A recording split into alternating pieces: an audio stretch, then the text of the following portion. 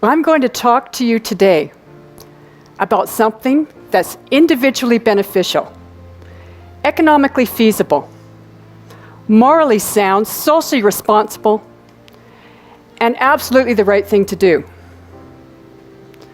I'm going to talk to you about 3 of my citizen heroes who took those 5 things and created the community they wanted to live in through the power of walking. Now, when I was raised in the 60s and 70s, now that was the late 60s and early 70s, everybody walked to school. Moms and dads belonged to church organizations and service clubs, and everybody's mom was part of the Parent Teachers Association. There was a kind of community and social connectiveness through social service. Robert Putnam, in his book Bowling Alone, which was written over 20 years ago, talked about the fact that in society, when you look at your contacts outside of your work and your home, there are only 2 people that you are seeing on a face-to-face basis, on a weekly basis. And think about that. He wrote that 20 years ago.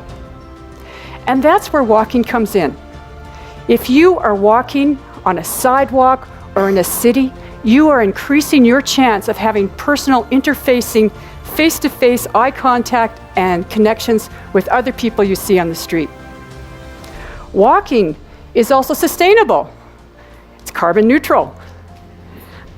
It's also inexpensive. All it costs is a really good pair of walking shoes. Walking is also our connection to this place, to the sky, to the earth, and it's something our parents, and indeed our ancestors have done. Walking is just quite simply the right thing to do. And if you create really good walking environments, you are creating environments that are also accessible to people that are wheeling in a wheelchair or using a stroller or pushing a stroller. It's just morally sound.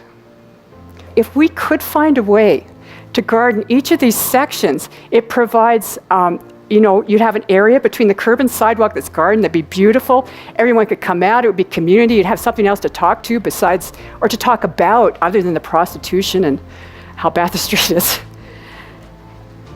And then I got a solution. So I went to Peter, I said, I've got a solution, Peter. And I realized that the city of Vancouver has all the green waste that's collected from all the neighbors. It goes away to the magical place called the landfill, and it's made into fabulous soil, composted soil. It's great, great soil. And I said to Peter, I'm going to send dump trucks full of this soil out. And we're going to have massive dig in and dig out parties. And we're going to take each section of Windsor Street and we're going to close it off and have massive street parties. And we're all going to come out and we're all going to help each other build these gardens. And the way we're going to get around it, we're going to mound the soil up. So the soil is going to be 3 feet above the line where all the city services are, way below. So when we plant the plants, which I will get from a grant, a small grant, then we'll have this incredible planted street. So we called the program Blooming Boulevards because everything needs to have a name. And we also called it a demonstration project. So if you are doing projects with planners, or if you're a planner, or if you're a member of a community, call it a demonstration project with the city, they will approve it. So, and we went out, we started to dig up. The idea just went wild. People started having these massive parties. They bring their barbecues out in the middle of the street. They would dig up each other's yards. And in Vancouver, there's a lot of people that don't speak English. But what Peter said, and I always think of this, he says, everybody speaks the language of plants. And so everybody would come out, and even if they didn't speak the same language, they would exchange plants, and people started to walk on the street because they had things to talk about. They had separation from the traveled portion of the road, and everybody, of course, wanted to see what the other person was doing. And it started to take off. And it took off in a way that Windsor Street then went ahead and adopted a little vacant lot that was owned by the city and made a little pedestrian park in it. And then it went a step farther. They got a grant from the city to do public art on the street poles. And then Other communities, other cities, and other neighborhoods in Vancouver wanted to have the Blooming Boulevard program. Well, today, Blooming Boulevards is done throughout the city as city policy in any single family housing area. Windsor Street, which was starting to look really good and now connecting all those schools and parks together, was looking so good it became a bikeway. And the good part of being a bikeway is you get more traffic calming, which means what I didn't have money to do, which is to make a traffic calm neighborly street, they now had. And you know, they truly were people that knew it was morally right and responsible to create the community they wanted to live in through the power of walking. Now, when you look at the economic feasibility of walking, you can look at it two ways. One is from a resident's perspective, and one, of course, is the business owner. For a resident, if you live in a walkable community, you are spending 50% less on your transportation costs.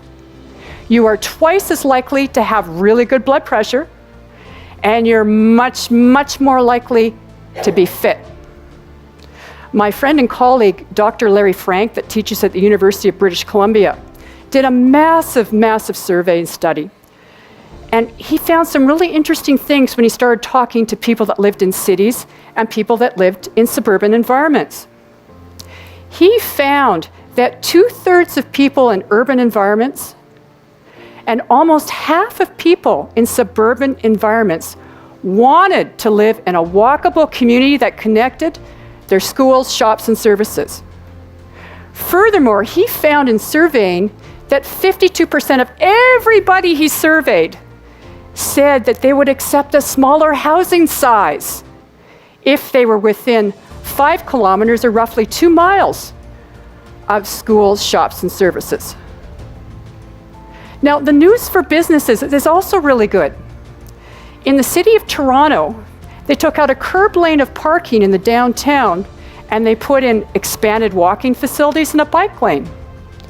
Well, the businesses justifiably were really upset.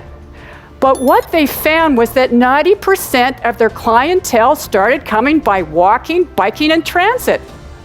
And furthermore, even at peak times, only 80% of the parking was occupied. And the best part, the people that came by biking, walking, and transit, they came more often and they spent more per month than people that traveled by cars. You know, these people were not specialists. These are ordinary people like you and me that did extraordinary things because they knew it was important to do. You know, I've tried to show you why I think walking is individually beneficial, economically feasible, socially responsible, morally correct, and just the right thing to do. And what I want to ask you, when you think about your place and your house and your community, what is it that you can do through the power of walking to create the community you want to live in at your place? Thank you very much.